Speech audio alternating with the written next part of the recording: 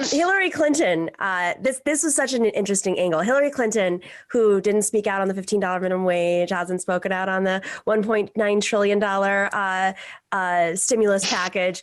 She felt like it was her time to speak up about the Meghan Markle, Prince Harry situation after the interview.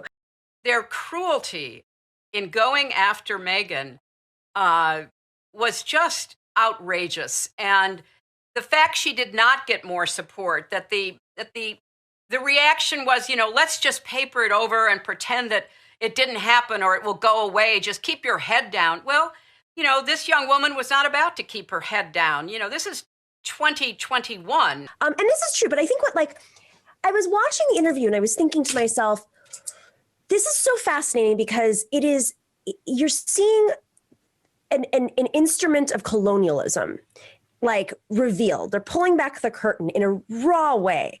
And in a way it but then there's safe spaces with the elite woke crowd of the US.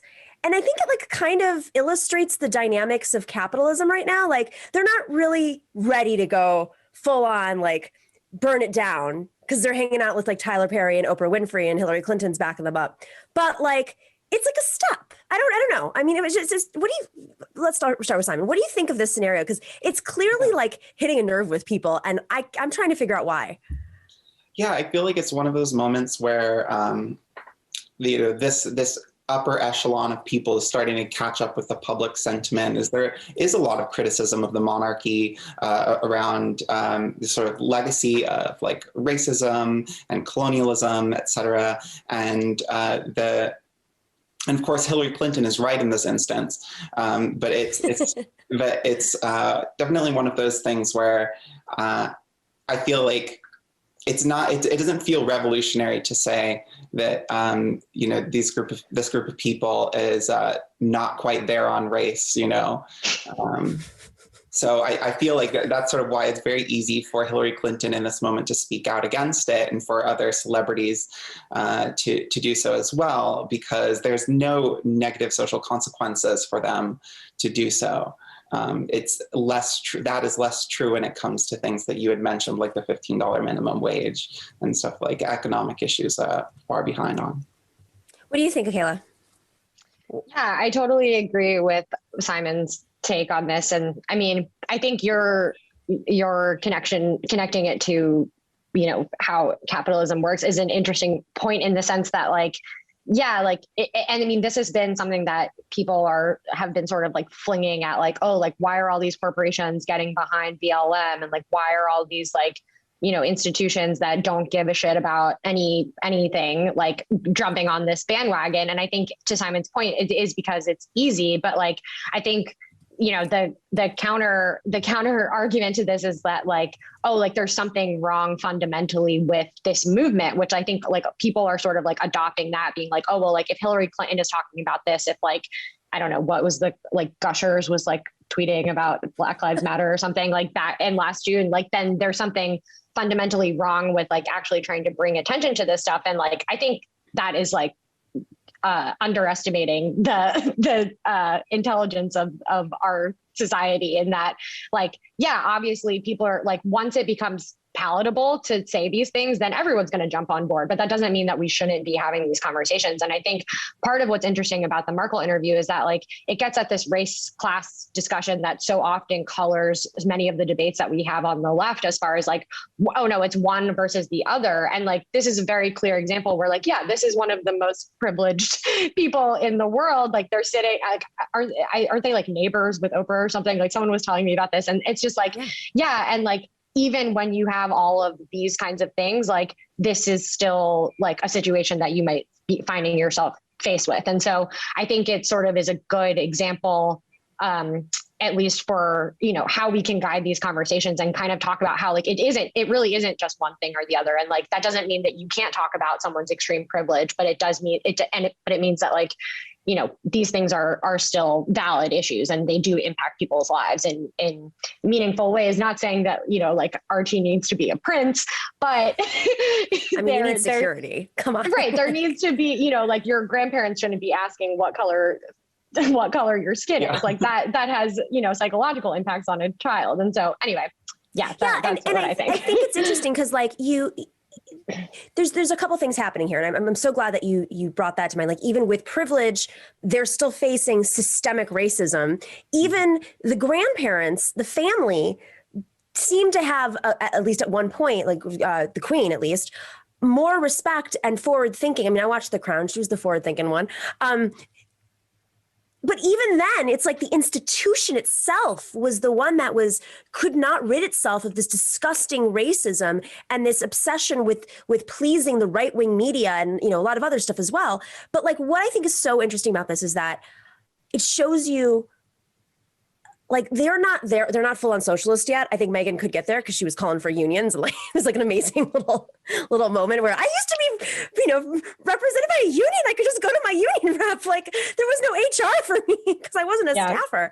But what they were doing was they were criticizing an institution, which is something that neoliberals do not do. That is the difference. They'll put the hashtag, woke BLM, whatever it is, name a street BLM, but they won't go to the heart of the institution of, defunding the police, and that I think is why I find this really interesting is like they were part of the institution and now they're like, this is how it runs. It's definitely one of those instances where you're reminded that it takes a lot more than just getting someone who can recognize the issue and talk about the issue is on the right side of an issue into a position of power or something like that. It's, for example, it takes more than just electing Bernie Sanders to, rid the capitalist exploitation that we're all plagued with in the United States, it takes more than just getting someone in there because it's of course important to recognize it's the institution itself that's designed in such a way that is going to be marginalizing certain groups of people, is going to be disproportionately harming the poor and the people of color and things like that. It's kind of like the theme of the show today. You have to rip apart institutions. Okay, I want to. There is this montage. You guys probably saw this about like the British were all watching the CBS interview in America on like I don't know on the internet, and so they had a unique response to our ads. Oh God! British people reacting to it. Wait, scroll back, Dorsey. I have to read it. British people reacting to American pharmaceutical ads during the Harry-Meghan interview, and now this is what their reactions are. If these medicine ads are what it's like to not have NHS, I never want to experience that. Is there another one? I think there's another one. Yeah, the medicine in American ads more lethal than the thing they're treating. The guy confused. LOL, these American ads, though, totally forgot about medicine being advertised out there. It's too good. American ads are so funny. How are they advertising medicine? Right. Anyways, it was beautiful because clearly we like.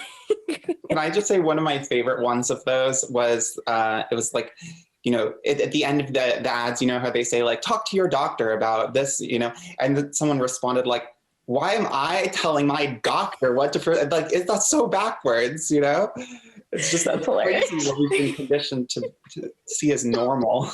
You're going to have like a British Medicare for All movement now. Oh, I'm watching the Meghan interview recording, and yet again, I can't understand why American TV ads are like, ask your doctor or tell your doctor. Why the fuck would you be the one to tell a doctor what medicine to give you? Maybe I'm too European to get it, but what the fuck? Someone should just do like a montage of Europeans being like, reacting to like in America, like what is going on? Why did I just spend like $30,000 on a broken arm? Like there's I can't remember what channel put this together, what they like went and compiled a bunch of like short interviews where they're asking just random Europeans on the street to like guess the cost of some medical service in the United States, guess the cost of an ambulance ride in the United States. And they're guessing and they're like, don't even know where to begin because it's never something they've ever thought to have to pay for. And then they're just blown away. I had this is probably too much. I had a boyfriend in Greece and from Greece, and he like came and he like did not understand, came to visit. He was just every step of the way, like he had no, I was like, no, you can't go to the hospital for that. And he's like, why? I could just, no, you can't go to, no, we're treating it. Like, you're not, like, you don't understand how expensive. Oh, it's not going to be that expensive. No, it is. You don't understand. You can't just go for everything. He's like, I find it hilarious also that we treat having like millions of medicines that do the same thing as like a luxury, when it's like, I'm like, no, like that's purely so that corporations can profit off of one another and like create this like false sense of competition. And they would actually probably be much better if we had one that actually did the job for each thing. But as we're all learning through this vaccine situation, like we're watching it all play out in a very strange way, even though we're not paying for the vaccine. Thanks for watching and listening to The Nomiki Show. But remember to click like and subscribe on YouTube, and please share on social media. If you're not already a patron, please join us for as low as $5 a month on patreon.com/The Nomiki Show for early and special content. That investment makes a huge difference. We are not corporate media raking in the dough. It's really you guys that are keeping us going. So please consider being a patron. And to our current patrons, thank you so much. We are incredibly grateful to you. We also now have swag. So check us out on thenomikishow.com to get your mugs, your totes, and your stickers.